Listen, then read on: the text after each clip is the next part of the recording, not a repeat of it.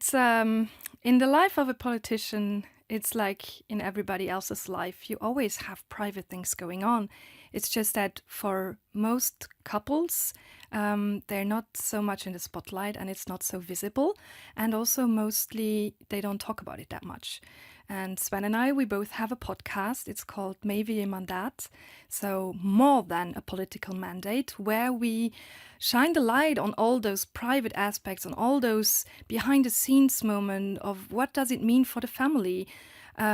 Also to show that politicians are not some, like far away people that are not human, that you only know from TV, but that we are like, or Sven at least and his colleagues, they are people like everybody else. And so this week we struggle a lot with grief, having to have put down our dog when she was a beloved family member for over 9 years, and she has seen you through so much, seen you through the birth of your daughter, seen you through your marriage, seen you through becoming a politician. She's been there for all of the big life stages that you've shared as a family unit. So thank you for being here and talking to us in this week of grief. And as you rightly said, you as a couple are very open about many of the things that you do. And in fact, transparency, as you said, for the Pirate Party when it comes to technical things, is really one of the core values of what you do.